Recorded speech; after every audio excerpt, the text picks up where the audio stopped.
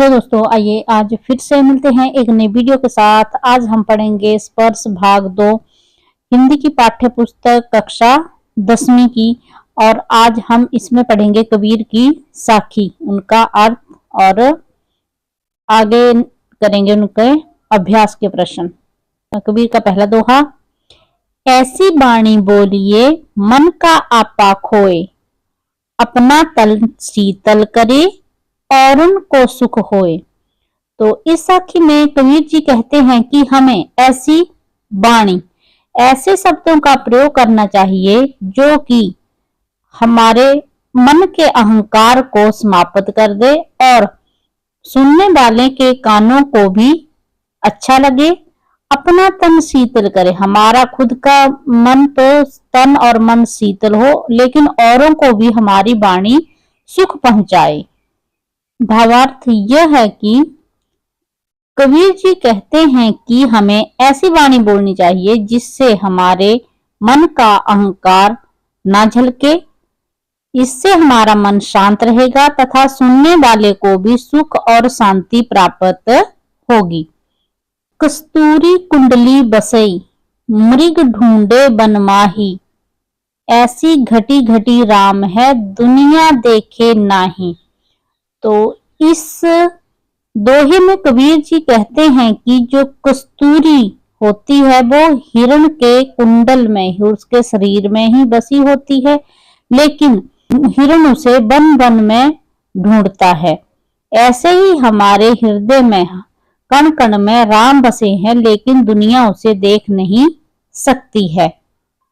इस दोहे के भावार्थ में यहाँ कबीर जी ईश्वर की महत्ता को स्पष्ट करते हुए कहते हैं कि जिस प्रकार कस्तूरी हिरण की नाभि में होता है, लेकिन उससे अनजान हिरण उसके सुगंध के कारण उसे जंगल में ढूंढता फिरता है, ठीक उसी प्रकार ईश्वर भी प्रत्येक मनुष्य के दिल में निवास करते हैं, परंतु मनुष्य ईश्वर को मंदिर, मस्जिद और तीर्थ स्थानों में ढूंढता है।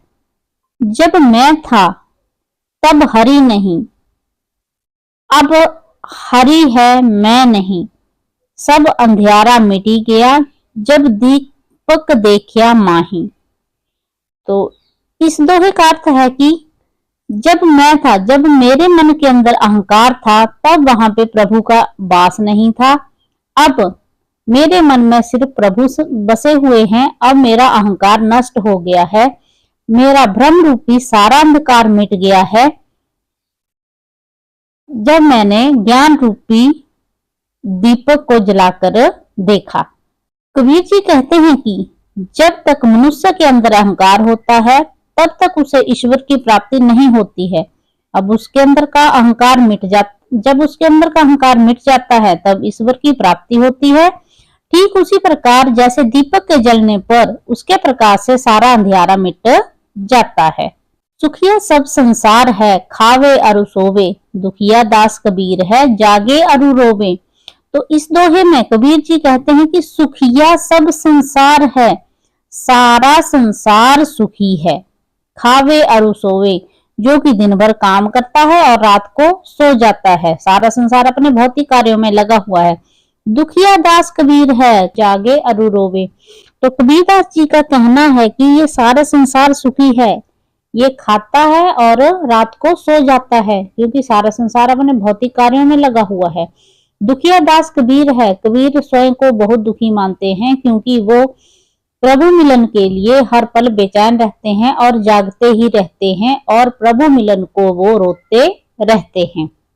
कबीर दास जी कहते हैं कि यह सारी दुनिया सुखी है, क्योंकि यह केवल खाने और सोने का काम करती है, इसे किसी भी प्रकार की चिंता नहीं है। इसके अनुसार कबीर जी का कहना है कि सबसे दुखी व्यक्ति मैं हूँ, क्योंकि मैं वियोग में जागता रहता हूँ और उन्हें कहीं भी चैन नहीं मिलता है। वे प्रभु को पाने की आस्था में हमेशा चिंता में रहते हैं। बिरह भुभंगम तन बसे, मंत्र ना लागे कोई, राम वियोगी ना जीवे, जीवे तो बौरा होई। कबीरदास जी कहते हैं कि जिसके तन में बिरह का सांप बस जाता है, उसे किसी भी प्रकार की कोई दवाई या मंत्र नहीं लगता है। जो मनुष्य राम के वियोग में जीता है वो जीवित नहीं रहता है, यदि वो जीवित रहता है तो वो पागल हो जाता है। तो आइए इसका पढ़ते हैं भावार्थ। कबीर जी कहते हैं कि जिस मनुष्य के शरीर के अंदर अपने प्रिय से बिछड़ने का सांप बसता है उस पर कोई दवा का असर नहीं होता, ठीक उसी प्रकार राम यानी ईश्वर के वियोग में मनुष्य भी जीवित नहीं रहता। अगर जीवित रहता भी है तो उसकी स्थिति पागलों जैसी हो जाती है। निंदक नेड़ा राखिए, आंगनी कुटी बंधाई, बिन साबण पानी बिना निर्मल करे सुभाई।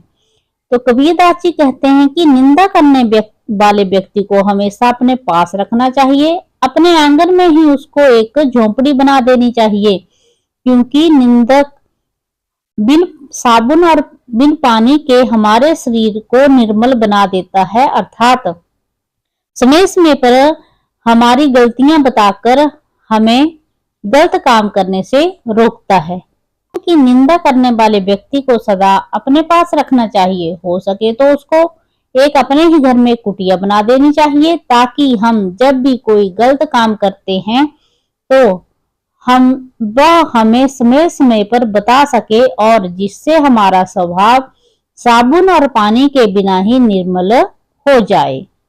पोथी पड़ी पड़ी जग मुआ, पंडित भया न कोई, एक के आशिर पीव का पढ़े सो पंडित होई। तो कबीरदास जी कहते हैं कि मोटी मोटी किताबें पढ़कर जाने कितने संसार में आए और मर गए, लेकिन कोई भी विद्वान नहीं बन सका। एक अक्षर जो प्रभु नाम का पढ़ लेता है वही सबसे अच्छा पंडित कहलाता है। जो प्रेम की भाषा को पढ़ लेता है वही पंडित कहलाता है। कबीर जी कहते हैं कि संसार में मोटी मोटी पुस्तक पढ़कर कई मनुष्य मर गए, परंतु कोई भी पंडित न बन पाया। यदि किसी मनुष्य ने ईश्वर भक्ति का एक भी अक्षर पढ़ लिया हो तो वह पंडित बन जाता है, यानी ईश्वर ही एकमात्र सत्य है। इसे जानने वाला वास्तविक ज्ञानी है। हम घर जा लिया आपना, लिया मुराड़ा हाथी, अब घर जालऊं तास का, जे चले हमारे साथी। तो इस दोहे में कबीर जी कहते हैं कि मैंने अपने अभिमान रूपी घर को आग लगा दी है, अपने ही हाथ में मसाल लेकर अपने घर को मैंने जला दिया है। अब मैं उनका घर जलाने जा रहा हूं जो कि अज्ञान रूपी अपने घर को जलाकर हमारे साथ चलने के लिए तैयार हैं। कबीर जी कहते हैं कि हमने अपने हाथों से अपना घर जला लिया, यानी उन्होंने मोह माया रूपी घर को जलाकर ज्ञान प्राप्त कर लिया है। अब उनके हाथ में जलती हुई मसाल है, मसाल को यहाँ ज्ञान बताया गया है। अब वह उनका घर जलाएंगे जो उनके साथ जाना चाहते हैं, अर्थात उन्हें भी मोह माया के बंधन से आजाद होना होगा जो ज्ञान प्राप्त करना चाहते हैं। तो ये थे हमारे कबीर की साखी। तो अब फिर से मिलेंगे एक नए वीडियो के साथ, उसमें हम पढ़ेंगे इस पाठ का अभ्यास। धन्यवाद।